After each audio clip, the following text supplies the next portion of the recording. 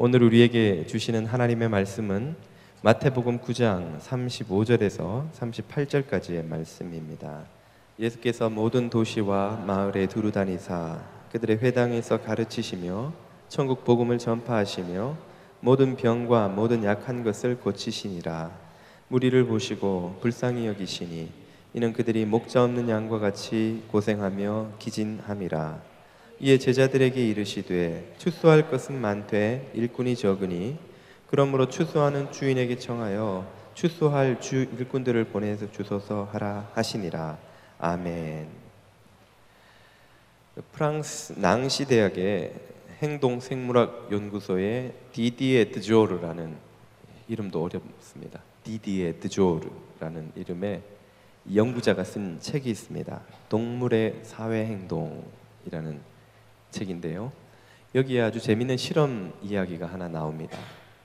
이 디디에라는 연구자가 쥐들을 6마리씩 그룹핑을 해서 섬과 같은 환경에 고립시켜 놓고 헤엄쳐 건너가 또 다른 섬에 있는 사료통을 물고 와야, 거기서 사료를 물고 와야만 먹고 살아갈 수 있도록, 생존할 수 있도록 하는 그런 환경을 만들어 놓고 이 쥐들이 어떻게 행동하는지를 실험해 보았습니다.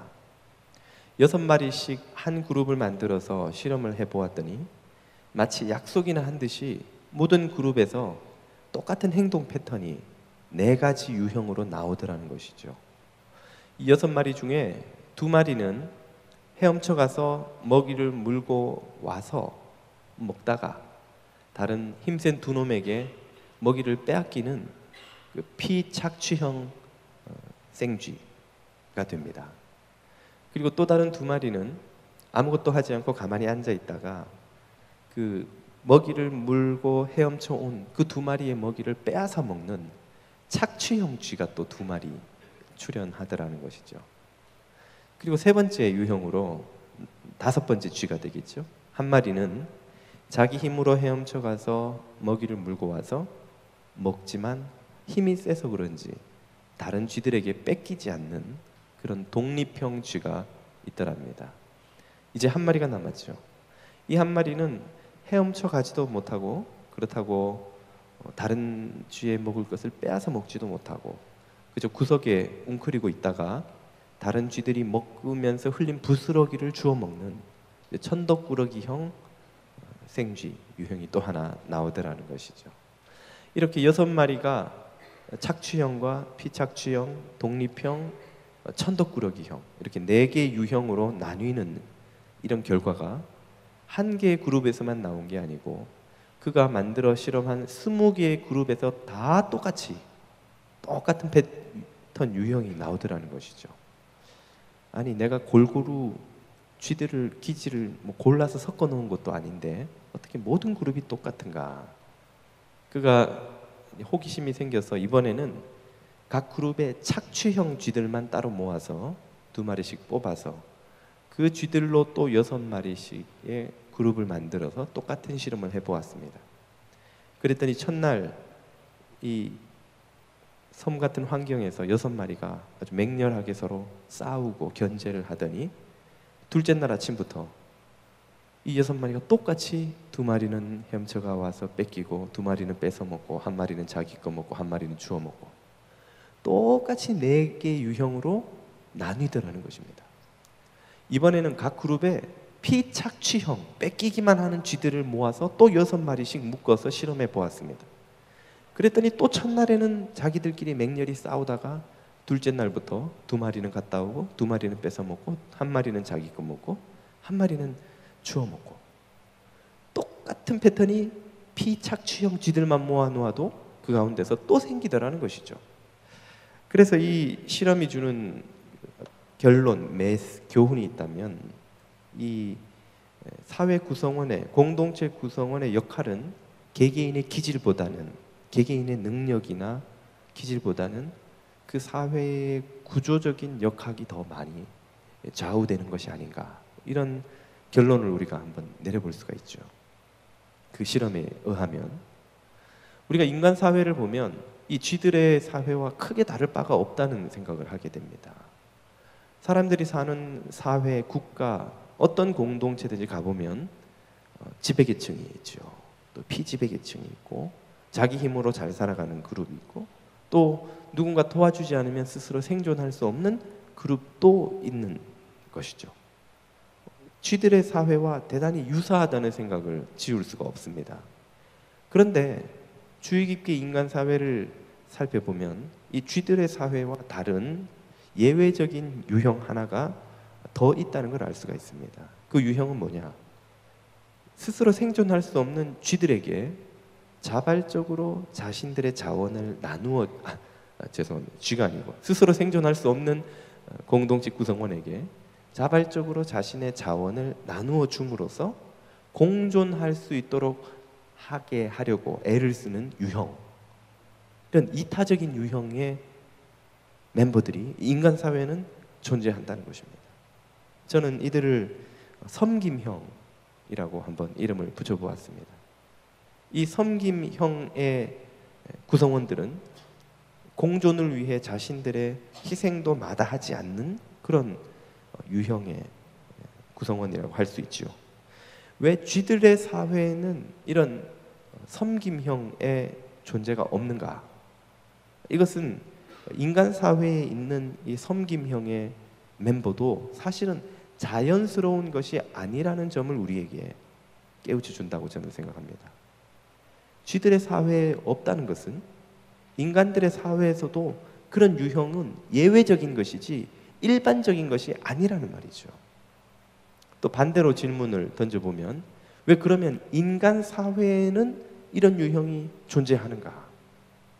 인간 사회는 이타적인 목적을 위해 자신의 자원을 희생할 뿐 아니라 심지어 자신의 생존 자체를 희생시키는 목숨을 걸기까지 하는 그런 유형들이 있다는 것이죠. 왜 인간 사회에는 그런 유형의 구성원들이 존재하는가 하는 질문을 던져볼 수가 있습니다. 오늘 본문 말씀은 그에 대한 의문을, 그런 의문에 대한 답을 좀 풀어주는 본문이 아닐까 생각합니다. 오늘 본문 35, 36절은 예수님의 갈릴리 사역을 이렇게 소개하시죠. 예수께서 갈릴리의 모든 도시와 마을을 두루다니사 그들의 회당에서 가르치시며 천국 복음을 전파하시며 모든 병과 모든 약한 것을 고치시니라. 주님의 사역의 세 가지 핵심적인 사역을 소개하죠. 가르치심, 복음 전파하심, 고치심. 왜 이런 사역을 하시는가? 36절을 이렇게 말합니다. 무리를 보시고 불쌍히 여기시니, 주님의 마음에 불쌍히 여기는 마음이 생기셔서 그렇게 하신 것이죠. 주님의 눈에 이는 그들이 목자 없는 양과 같이 고생하며 기진하기 때문입니다. 목자 없는 양들의 운명이란 무엇입니까? 어디에 가야 좋은 꼴이 있는지, 어디 가야 시원한 물가가 있는지 알 수가 없어서 이리저리 헤매고 방황하다가 가시덤불이나 계곡에 굴러떨어져 마침내는 들짐승들의 먹이가 되고 마는 것, 이것이 목자 없는 양들의 운명이죠. 주님의 눈에는 그 백성들의 모습이 마치 그 목자 없는 양들처럼 방황하는 불쌍한 영혼으로 보였다는 말씀이죠. 이 긍휼의 마음 때문에 주님은 갈릴리 전역을 다니시며 가르치시고 복음을 전하시고 고치시고 이런 사역을 하신 것입니다. 우리 주님은 우리들의 연약함을 긍휼히 여기시는 분인 줄 믿습니다. 그 주님의 긍휼을 누리시는 이 2014년이 되시기를 축복합니다. 우리 인간들의 마음속에 이 예외적인 긍휼의 마음이 그러므로 왜 어떻게 생기게 된 것입니까? 창세기는 우리 인간의 모든 피조물과 달리 유일하게 하나님의 형상으로 지음을 받았다고 가르치시죠. 그 말씀이 맞다면 우리가 이 긍휼의 마음을 가지고 긍휼을 행하는 섬김의 유형으로 살아갈 수 있다면 그 이유는 바로 주님으로부터 그 마음을 배웠기 때문입니다. 주님으로부터 그 마음을 받았기 때문이죠. 섬김의 유형의 마음, 긍휼의 마음의 출처가 바로 주님이라는 말씀입니다. 이 주님의 마음이 우리를 어디로 인도합니까? 바로 섬김의 자리로 인도하는 것이죠. 우리 교회에 한 2번 정도 새벽 기도를 와서 섬기신 이동관 선교사님이라는 분이 계십니다. 지금 아프리카 케냐에서 케냐 나이로비 근처에서 사역을 하고 계시는데요. 이분이 최근에 검은 것이 아름답다라는 책을 쓰셔서 제가 읽어보았습니다. 그 책 앞부분에 그분이 어떻게 선교사로 헌신하시게 되었는지에 대한 그 경험이 소개가 됩니다. 신학교를 다니실 때 그분은 목사가 되어야 되겠다만 생각하시고 한 번도 선교사가 되어야 되겠다 이런 마음을 가져보신 적이 없다고 합니다. 그런데 어느 날 캠퍼스에 아프리카 케냐의 수도 나이로비 케냐에서 견습 선교사를 모집한다는 공고를 보았습니다. 견습 선교사는 쉽게 말하면 인턴 제도 같은 것이어서 한 6개월이나 1년 정도 그 회사에 들어가 인턴 생활하듯이 선교지에 가서 배우는 훈련하는 그런 과정입니다. 우리 교회도 청년부에서 2명의 형제와 자매가 IT에 가서 섬기고 자매는 돌아왔고 형제는 아직 6개월 정도 더 있어야 돌아옵니다만은 섬기고 있죠. 그런 것이죠. 이분이 그 공고를 보는 순간 머릿속에 그 동물의 왕국이 떠오른 거예요. 기린이 막 뛰어다니고 코끼리의 울음소리가 들리고 얼마나 낭만적인가. 이분은 그 아프리카의 낭만을 젊은 시절에 한번 경험해 보는 것도 괜찮겠다 생각을 하고 지원을 한 것입니다. 그러나 그분이 막상 케냐에 도착해서 만난 선교지의 현장이란 그런 낭만적인 기대와는 전혀 다른 너무나 거리가 먼 처참한 환경이었습니다. 제3세계 대부분의 빈민촌이 그렇듯 이 케냐의 빈민가도 정말 차마 사람이 사는 곳이라고 말할 수 없는 처참한 환경에서 사람들이 살아가더라는 것이죠. 교회를 출석하는 이 레베카라는 초등학교 3학년 아이의 어머니가 아프다. 그래서 병원을 한번 가보자. 가봤습니다. 문을 열고 들어가는 순간 이 아줌마는 이제 죽었구나. 딱 그냥 알게 되더라는 거예요. 에이즈에 걸린 레베카의 어머니는 머리끝에서 발끝까지 뼈밖에 남지 않은 거예요. 뼈 위에 가죽만 입혀놓은 거기에다 얼굴은 이미 새카맣게 숨만 붙어있을 뿐 송장이나 다름이 없더라는 것입니다. 참 막막 그 어린아이의 미래가 어떻게 될 것인가. 조금 있다가 그 아이의 아빠가 들어오는데 보니까 하반신이 없어요. 손에 남학신 같은 도구 2개를 잡고 그걸로 이동을 하는 장애인이 있더라는 것이죠. 아버지도 저런데 어머니마저 가시면 이 아이가 어떻게 이 험한 빈민가에서 살아남을 것인가. 생각만 해도 막막하더라는 것입니다. 얼마 후에 또 사고가 났다 그래서 가봤더니 이번에는 4살 난 여자아이가 그 동네 아저씨한테 성폭행을 당했다는 거예요. 어떻게 4살짜리가 우리로 치면 킨더도 못 들어가는 그 아기를 어떻게 이렇게 할 수가 있는가. 문을 열고 들어갔더니 아이가 만신창이가 되어서 누워있는데 보지를 못하겠더래요. 그리고 막 화가 나가지고 어떻게 이런 일이 일어나냐고 막 분노하니까 그 현지인 의사가 이 전도사님을 진정시키면서 그러더랍니다. 흥분하지 마시오. 여기서 이런 일은 흔한 일입니다. 당신 같은 외국인이 흥분할 일이 아니요. 흥분하지 마시오. 그러더라는 거예요. 그 말을 듣고 보니까 더 기가 막힌 거예요. 이런 일이 일상이라니. 병원을 나와서 혼자서 얼마나 울었는지 막 화가 나고 답답하고 먹먹하고 그렇게 1년을 보내고 한국으로 돌아와서 신학 공부를 마치고 부목사가 되어서 교회를 섬기고 한 7년이 지났습니다. 그동안 계속해서 그 케냐에서 본 그 아이들의 모습이 마음속에서 지워지지가 않는 거예요. 주님, 저 아이들을 그냥 내버려 두면 어떻게 합니까? 누군가가 저 아이들을 좀 도와줘야 되는데, 돌보아 줘야 되는데, 저 아이들에게 하나님의 사랑을 말해주고 하나님이 그들을 먹이시고 돌보시는 분이라는 걸 알려줘야 되는데 왜 아무도 안 갑니까? 그러고 있을 때 그의 마음속에서 이런 음성이 들리더라는 것입니다. 네가 가면 왜 안 되는 것이냐? 누군가가 가야 한다면 네가 가면 왜 안 되는 것이냐? 그 음성이 계속 들려오더라는 것입니다. 이것이 주님의 부르심이 틀림없구나. 마침내 7년 만에 결단하고 한국에서의 삶을 정리하고 케냐로 가서 지금 나이로비 근처에 있는 오지로 들어가서 오지 마을에서 교회를 세우고 아이들을 교육하고 그 동네 사람들의 삶을 개선시키기 위한 프로젝트를 진행하면서 사역을 하고 계십니다.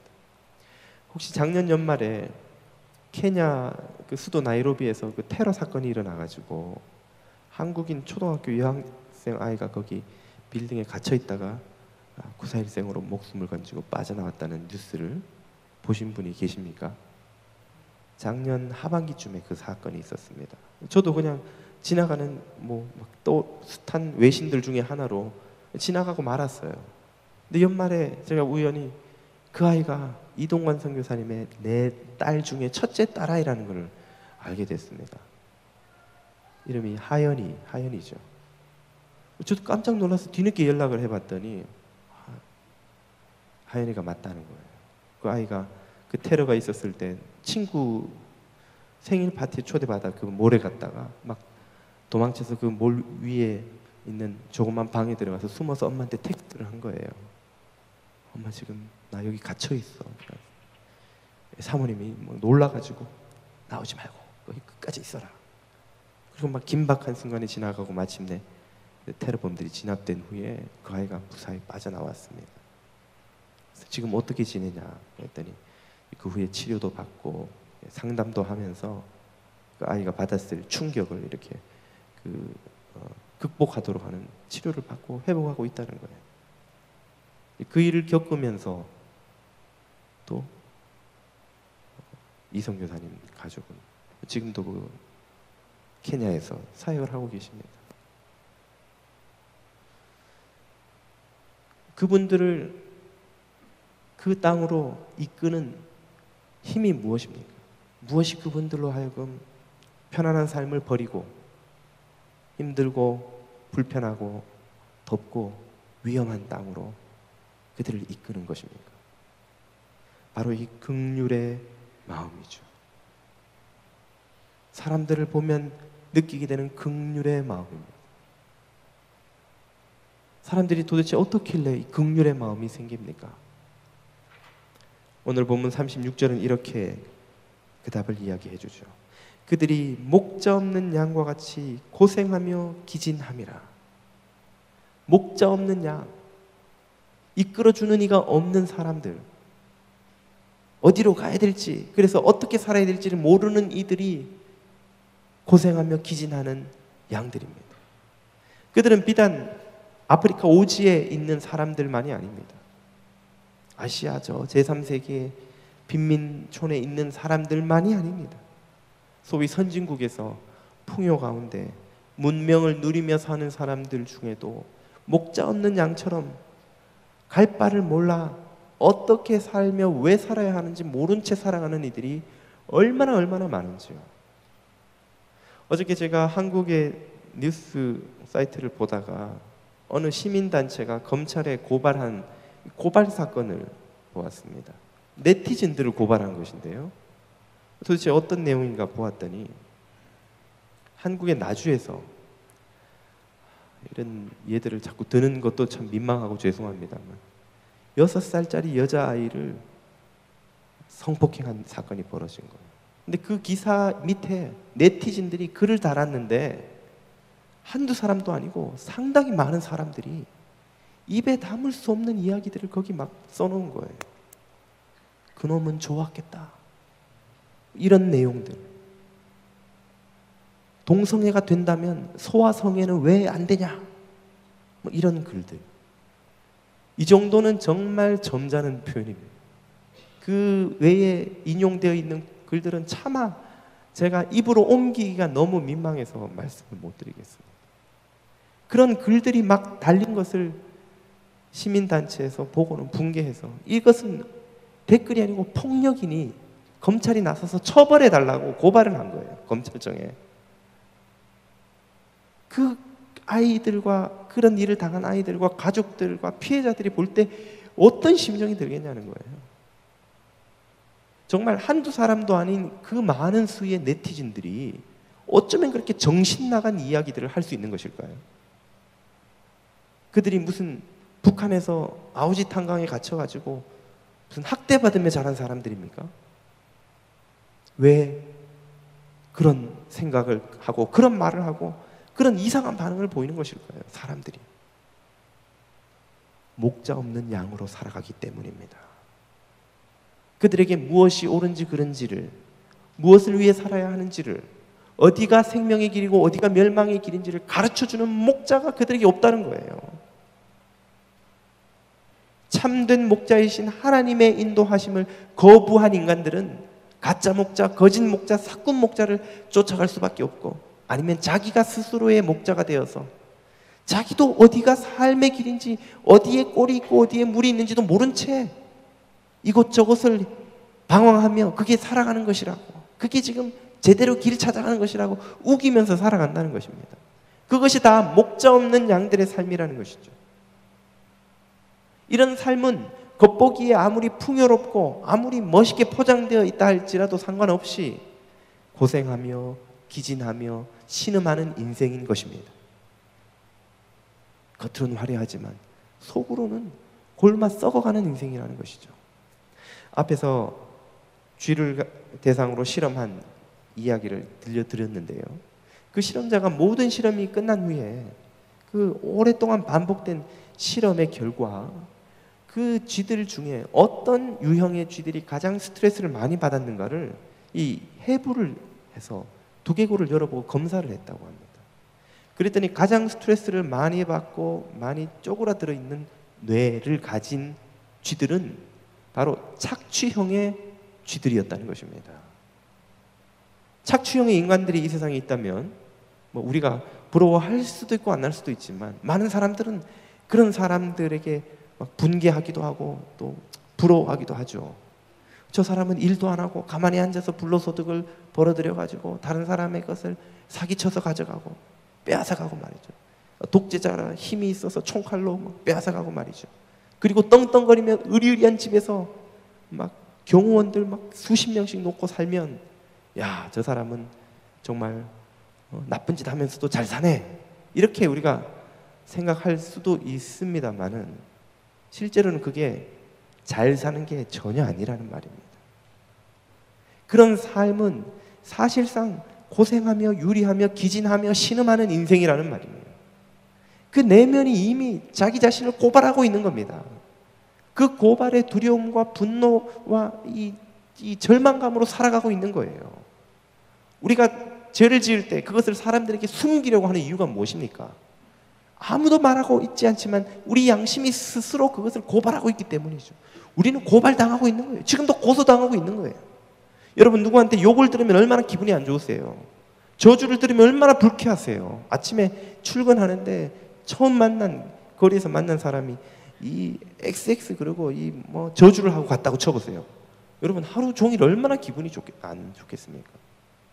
지나가다 한마디 잘못 들은 것으로도 그렇게 우리 마음이 하루 종일 힘이 든데, 나와 가장 가까운 나의 자아가 나를 매일매일 아침 저녁으로 고발하는 거예요.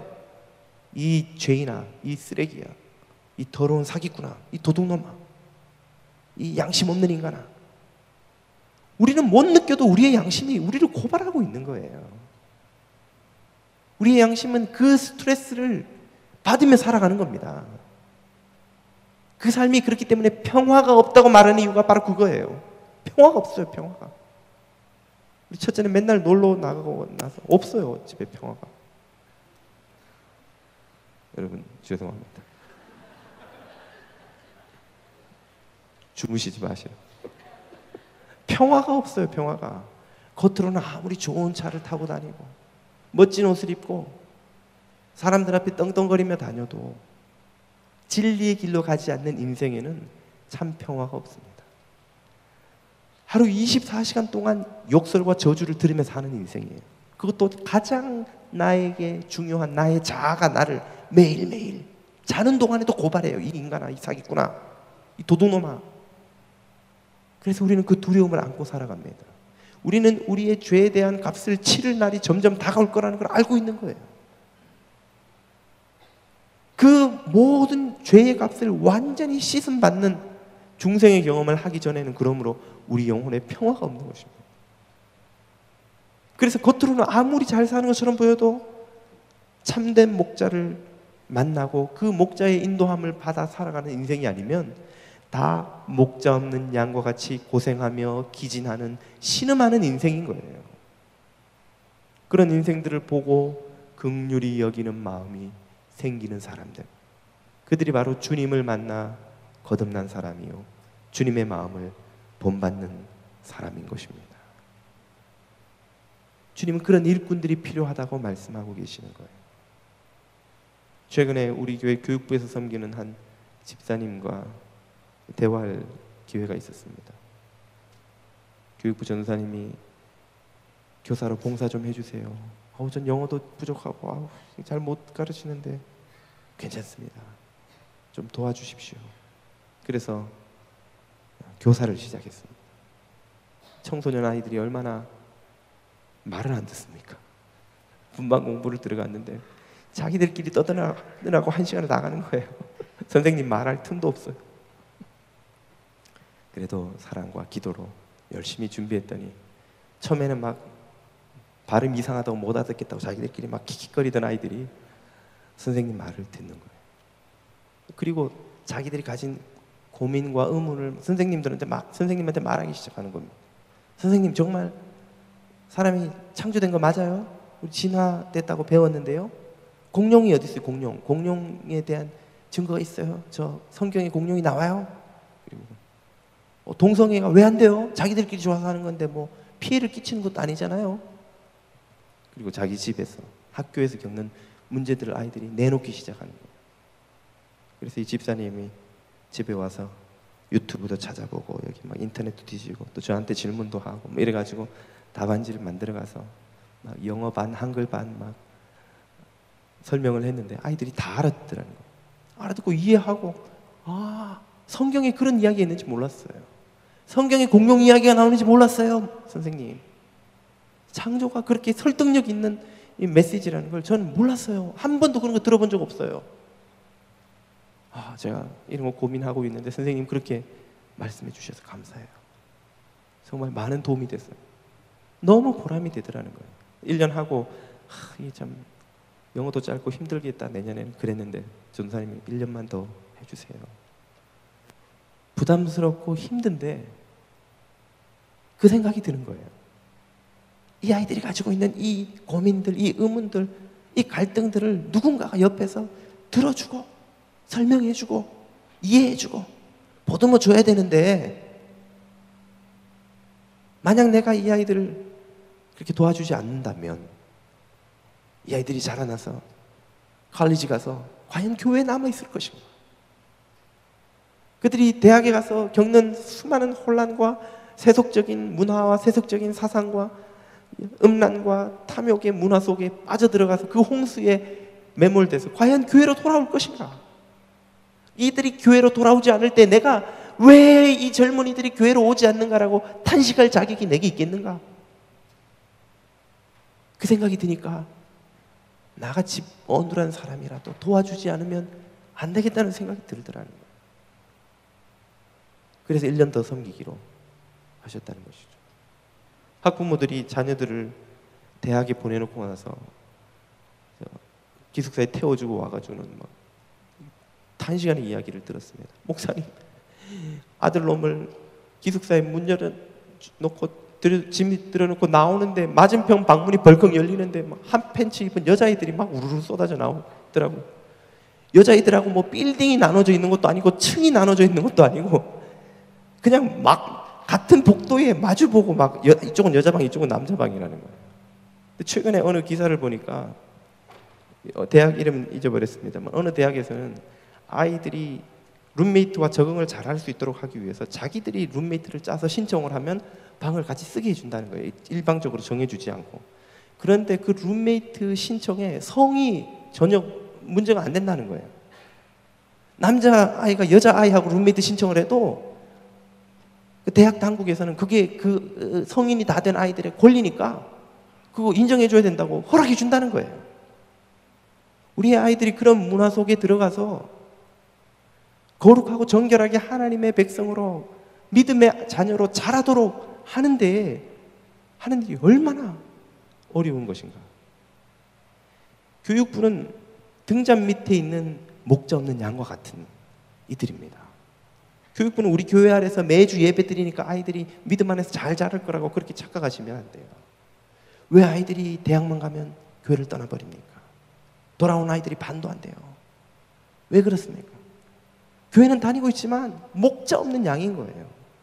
전사님 혼자 수십 명, 100명씩 된 아이들 부장 집사님하고 둘이서 어떻게 다 그 아이들의 이야기를 일주일에 겨우 1시간, 그것도 와가지고 1시간 예배드리고 한 30분 1시간 금방금방 짧은 시간에 어떻게 들어주고 어떻게 상담하고 어떻게 케어합니까? 무슨 재주로 가능합니까?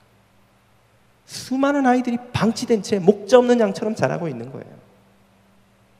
누군가가 그들의 영혼이 지금 목자 없는 양처럼 이진하며 신음하며 갈 바를 알지 못하고 어디로 가야 될지 모르고 방황하고 있다는 사실을 보고 불쌍히 여기고 안타까이 여기고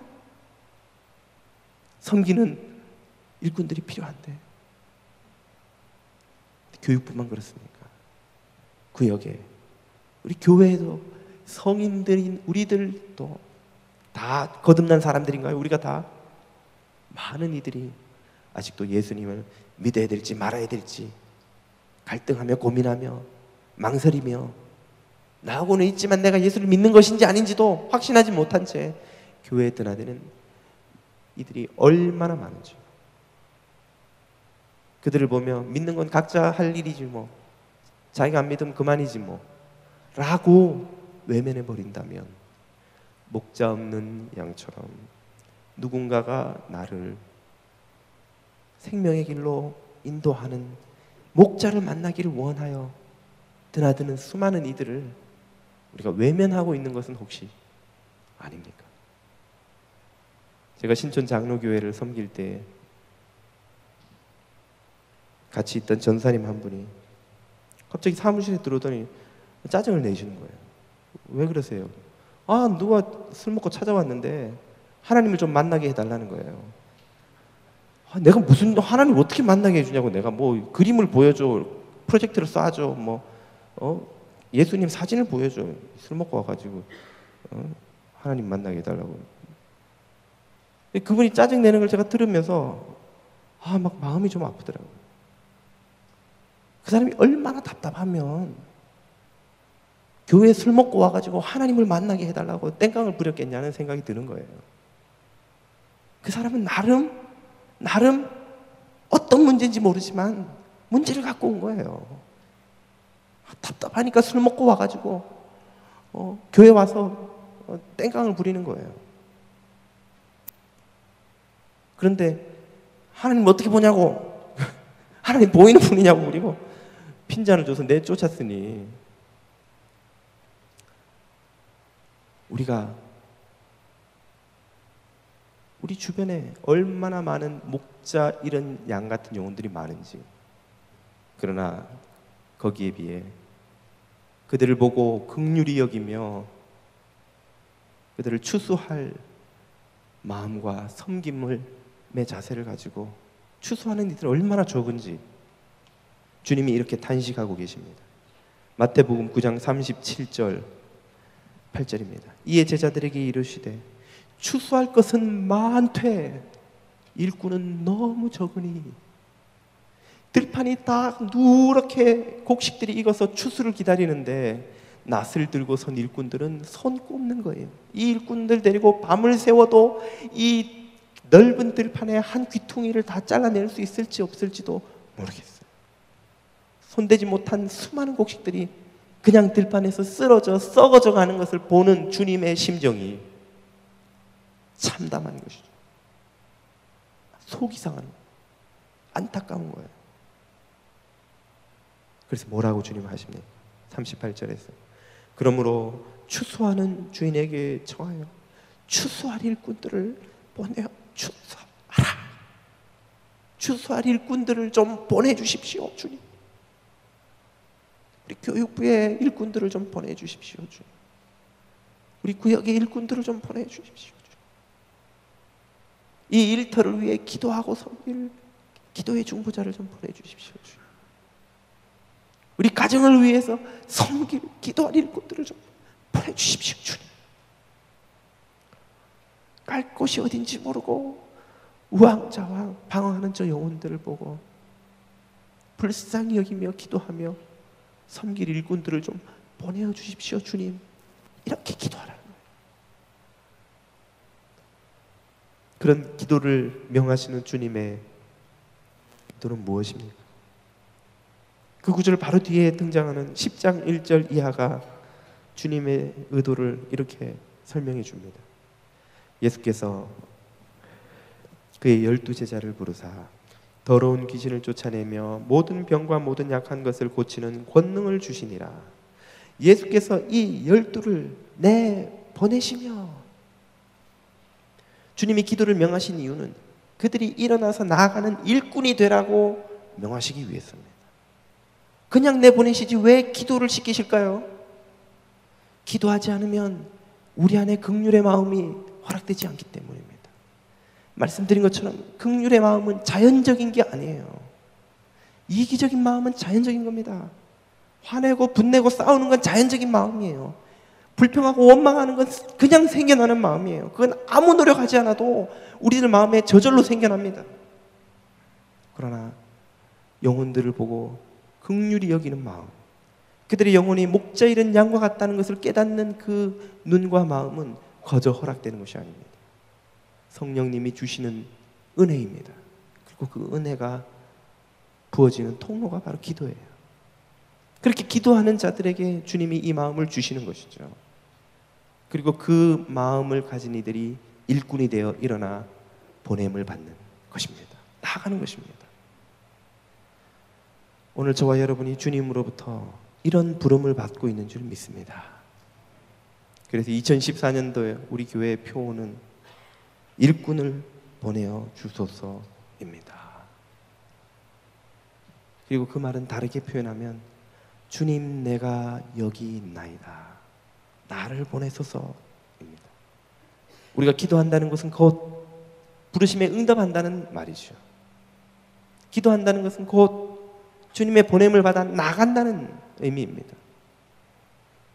우리 뉴저지 장로교회가 오늘 이 시대에 교회로 세우신 주님의 사명을 감당하기 위해서는 우리 모두가 주님의 그 부르심을 듣고 이 마지막 때에 추수할 일꾼으로 세움받고 보냄받는 것인 줄 믿습니다. 저와 여러분이 주님이 찾으시는 그 일꾼이 되어 이 마지막 때 추수에 동참하실 수 있기를 축원드립니다.